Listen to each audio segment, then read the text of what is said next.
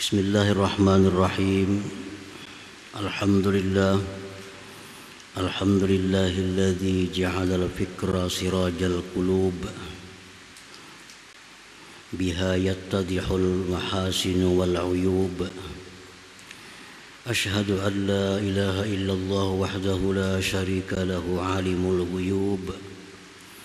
Wa ashhadu anna sayyidana Muhammadan abduhu wa rasuluhul habibul mahbub. Allahumma salli wa sallim ala sayyidina Muhammadin at-tahiri minal uyubi waz zunub wa ala alihi wa sahbihi wa zurriyyatihi wa atba'ihi wa man ilaihi mansub. Amma ba'd. Yang kita hormati dan kita cintai para habaib dan para ulama, para muhibbin, hadirin, hadirat, rahimakumullah. Puji syukur senantiasa kita haturkan kehadirat Allah subhanahu wa ta'ala atas limpahan taufik dan hidayah serta inayahnya, sehingga pada malam ini kita kembali bisa berkumpul bertemu di majelis yang penuh berkah dan rahmat ini. Salawat dan salam atas junjungan kita Nabi besar Muhammad sallallahu alaihi wasallam dan seluruh keluarga, para sahabat dan zuriat serta pengikut beliau ila yaumil qiyamah. Para muhibbin rahimakumullah, al-hikmatu tsalitsatu wasittun ba'dal mi'ati tsaniyah minal hikamil ataiyah. Qala al-Imam Ahmad ibnu Athaillah As-Sakandari rahimahullah, nafa'ana bi'ulumihi wa asrarih. Hikmah yang ke-263 dari Al-Hikamil Athaiyah, berkata Imam Ahmad ibnu Athaillah As-Sakandari rahimahullah, nafa'ana bi'ulumihi wa asrarih. Al-fikratu sirajul qalbi fa iza zahabat fala idha'ata lahu. Artinya bermula pikir adalah pelita hati, penerang hati. Apabila pikir itu tidak ada dalam hati seseorang, maka tidak ada cahaya bagi itu hati tadi. Nah, para muhibbin rahimakumullah. Jadi tafakkur itu adalah penerang hati. Kalau kita tidak ada tafakkur, berarti hati kita itu tidak ada cahayanya. Al-fikratul lati hudda 'alaiha wa nudiba 'alaiha wa waqa'al madhu 'ala sahibiha kal fikrah fi ala'illahi ta'ala wa 'azamatihi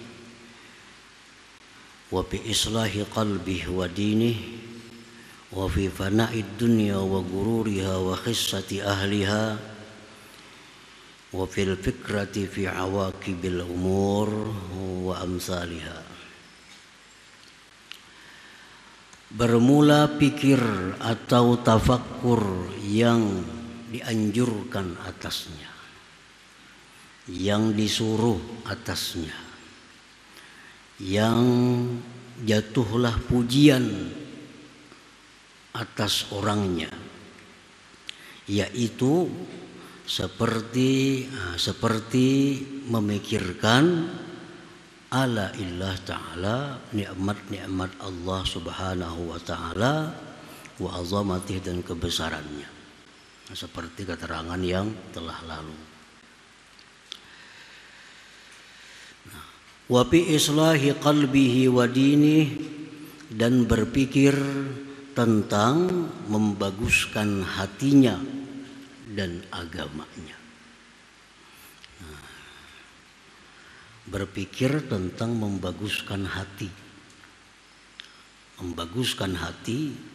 daripada segala yang tidak baik. Seperti hati yang ada sombongnya, lalu dia berpikir bagaimana caranya menghilangkan kesombongan ini. Jalan apa yang dilakukan untuk menghilangkan kesombongan ini? Dendam, iri, dengki.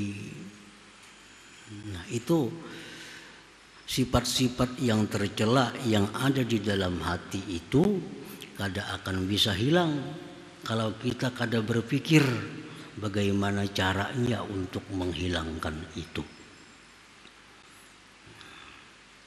Wadinih dan agamanya.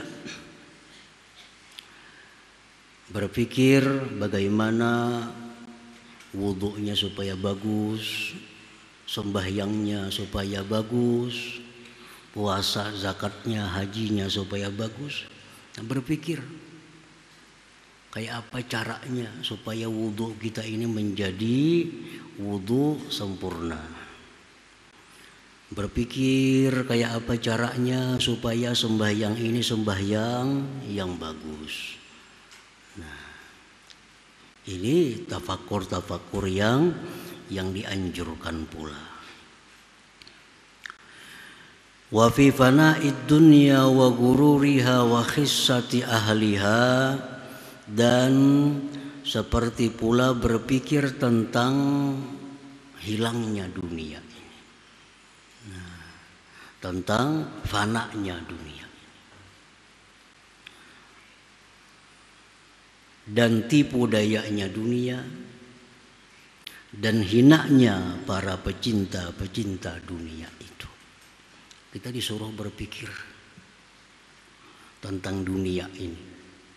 Bila kada kita meninggalkan, inya meninggalkan kita. Ada orang yang bangkrut sebelum mati, berarti dunia yang meninggalkan dia. Ada orang yang di tengah kaya-kayanya mati, berarti dia meninggalkan dunia. Nah, itulah dan tipu dayanya dunia ini dan kehinaan para pecinta dunia itu. Nah, para muhibbin rahimakumullah, tafakkur tentang itu merupakan tafakkur yang terpuji, tafakkur yang kita disuruh untuk melakukannya. Wa fil fikrati fi awaqibil umur, dan berpikir tentang akibat perkara-perkara. Apabila kita hendak melakukan sesuatu, kita disuruh berpikir, kalau aku lakukan sesuatu ini akibatnya apa? Baik akibat di dalam dunia atau akibat di akhirat. Nah, tafakkur tentang itu lebih baik daripada ibadah setahun. Seperti yang disebutkan dahulu itu. Apabila ada ajakan nafsu, ajakan syaitan untuk berbuat satu maksiat, nah pikirkan akibatnya. Apabila kita berpikir tentang akibatnya, pasti kita akan bisa menghindari, menolak ajakan-ajakan daripada nafsu dan syaitan itu. Kenapa orang melakukan maksiat? Karena ketiadaan tafakkur. Nah, begitu nafsunya mengajaknya, syaitan menggodanya, langsung diturutinya. Terjadilah maksiat-maksiat itu. Andai kata dia menggunakan fikir tentang akibat dari maksiat itu, maka itu kada akan terjadi. Para muhibbin rahimakumullah, contoh seperti ajakan nafsu, ajakan syaitan misalnya untuk melakukan riba umpamanya. Ada peluang, ada kesempatan, ada tawaran untuk melakukan riba ini. Nah, itu mesti tafakkur akibatnya apa. Kalau aku pinjam duit ini demikian berbunga-berbunga, kena akibatnya apa? Karena syaitan nafsu ini hanya untuk mementingkan sesaat. Syaitan mengajak kita untuk kenikmatan sesaat. Dapat duit banyak, nukar ini, nukar itu ajakan syaitan. Untuk kepentingan, kelezatan, kenikmatan sesaat. Kada berpikir tentang akibat. Nah, berpikir tentang akibat. Kalau aku lakukan ini riba, apa akibatnya? Nah, antara lain akibat-akibat riba. Rasulullah SAW bersabda, "Ar-riba wa in kathura fa ila killin." Ujar Nabi, riba itu walaupun banyak menguntungkan, tapi akhirnya kebangkrutan. Nah, itu sabda Nabi. Nah, kita berhutang, berbunga, banyak dapat duit sekian miliar. Tapi ujar Nabi, fa'ila killin, ujung-ujungnya kena bangkrut. Ujungnya bangkrut. Ini sabda Nabi. Yang mana beliau tidak bertutur kecuali wahyu dari Allah Subhanahu wa ta'ala. Oh, kenapa ada orang riba maka sugih sampai mati-mati sugih? Kalau tidak pernah bangkrutnya, maka orang itu riba. Maka jar Nabi bangkrut bila orang riba itu. Si din itu sampai mati tetap sugih. Nah, itu istidraj, itu lanjuran dari Allah Subhanahu wa ta'ala. Wa nastadrijuhum min haitsu la ya'lamun. Kami istidraj, kami lanjur. Untuk apa dilanjur oleh Allah? Untuk diberatkan siksanya di akhirat nantinya. Nah, untuk diberatkan siksanya. Orang-orang yang melakukan riba itu kalau dibangkrutkan oleh Allah, berarti ada teguran dari Tuhan supaya insaf, supaya tobat. Nah, kalau kadada itu terus menerus sukses padahalnya riba. Ini berarti istidraj. Allah kada sayang dengan orang-orang itu. Nah, itu salah satu di antara akibat daripada perbuatan riba itu. Nah, kalau tafakur demikian, insya Allah kada akan terlaksana riba itu. Ini Nabi yang mengatakan, bukan kakawanan, bukan habar bin habar. Jar Nabi, bila orang melakukan riba itu ujung-ujungnya bangkrut. Ujung-ujungnya bangkrut. Nah, apalagi akibatnya, la'anallahu riba. Ujar Nabi, Allah melaknat riba itu. Riba dilaknat.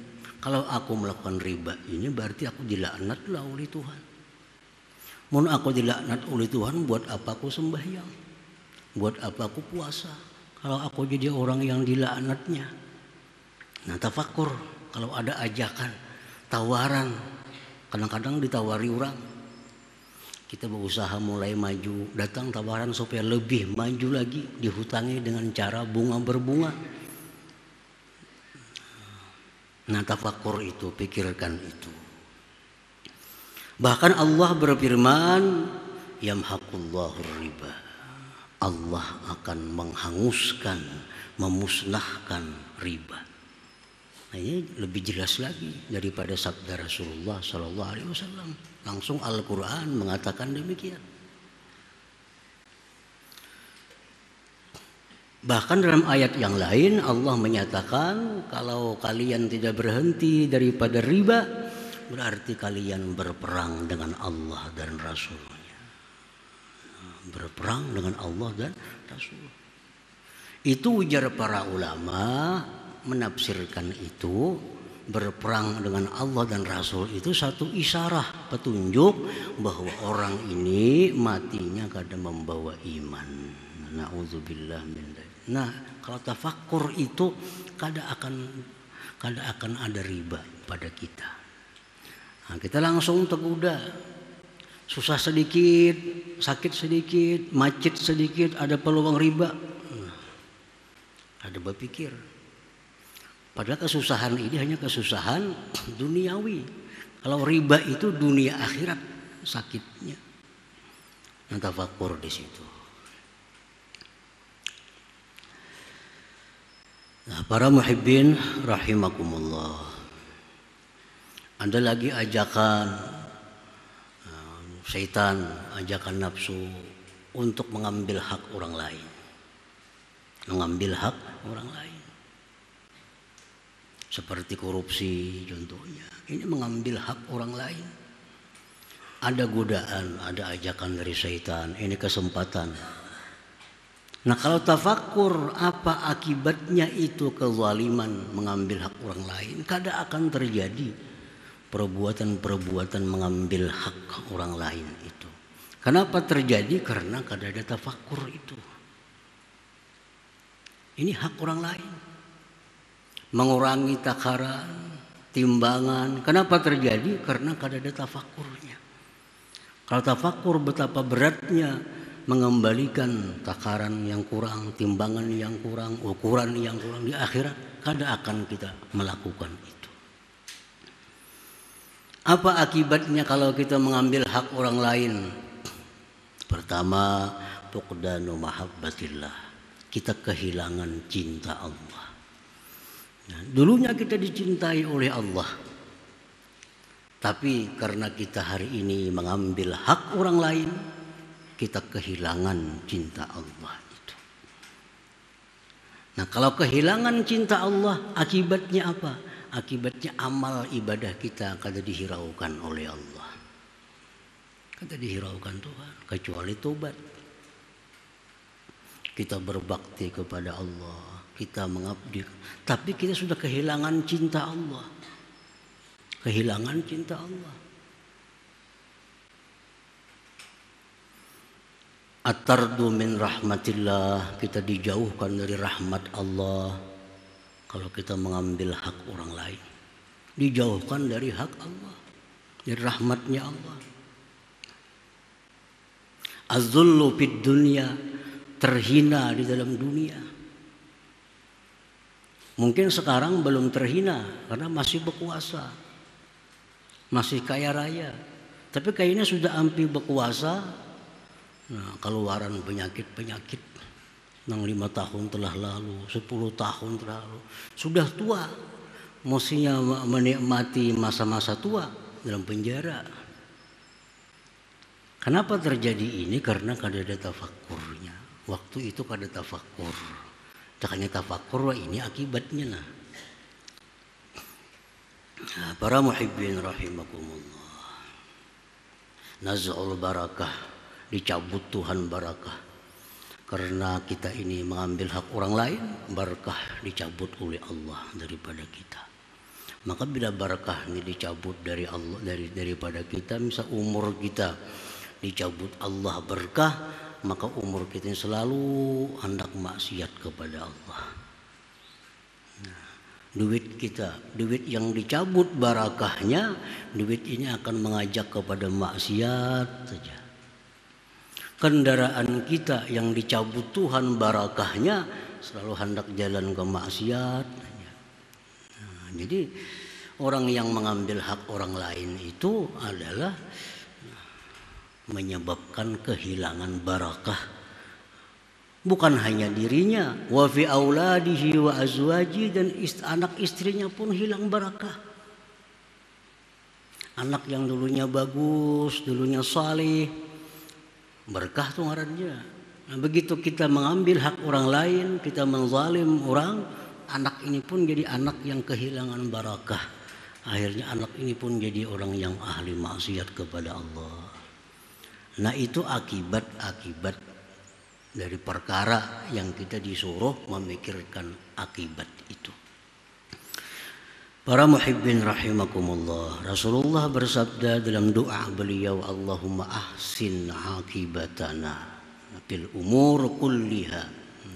Ya Allah, baguskanlah akibat kami pada segala perkara. Karena akibat ini, yang penting akibat. Pemulaan itu kada penting.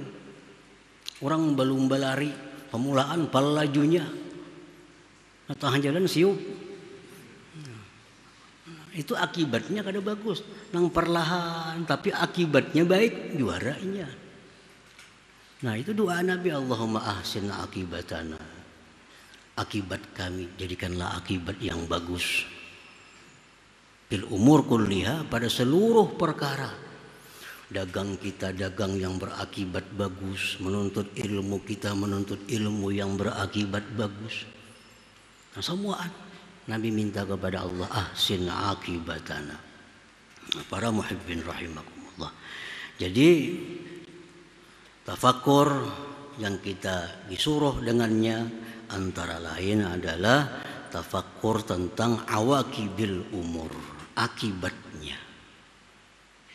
Ini mau makan ini nih, naik darah nih. Udah berani makan kita, sudah tahu. Padahal dokter aja medahkan. Kada ada Nabi, kada ada Allah Ta'ala. Bila kita makan daging, jar dokter, hati-hati stroke. Nah, datang daging suruhnya orang berpikir, mau makan ini jar dokter stroke bakal ada usaha. Ada kahin talo na lain aja. Nah, karena berpikir, jangan kada berpikir, yang penting nyaman. Kalau tahu akibatnya kayak apa, nah kayaknya iya itu. Nah itu gunanya fikir.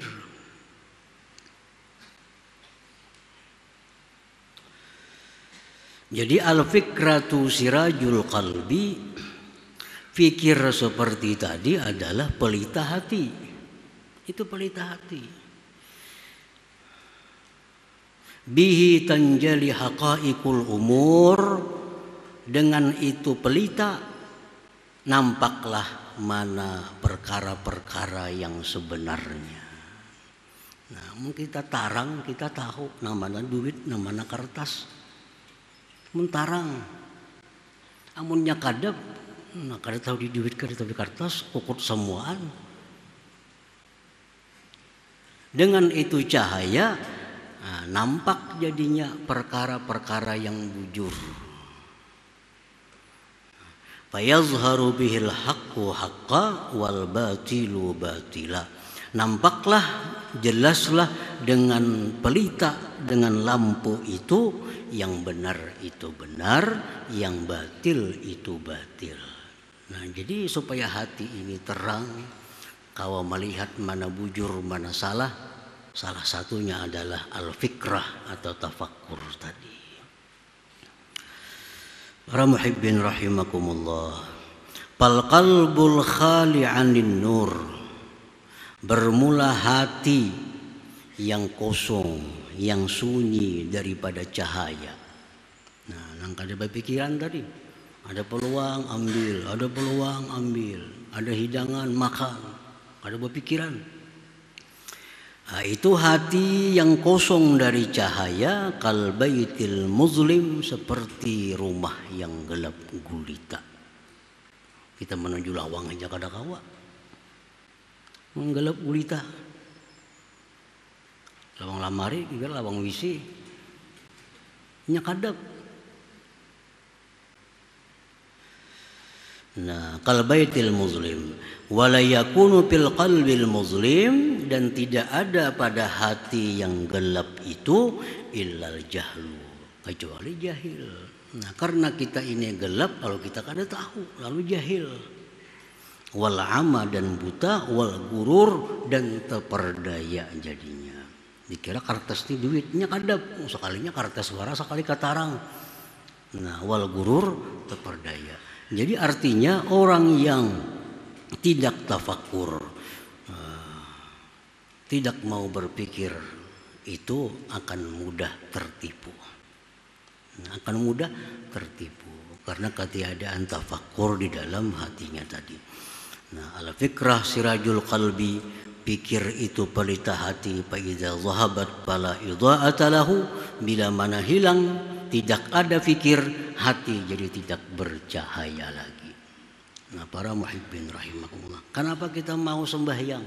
Karena kita berpikir, mun aku sembahyang ini ada harapan ke surga. Mun kada sembahyang ke neraka, kada wani. Lalu sembahyang, berpikir kita. Kenapa nuntut ilmu? Karena kita berpikir. Kada menuntut, kada tahu apa nang jar Tuhan, jar Nabi.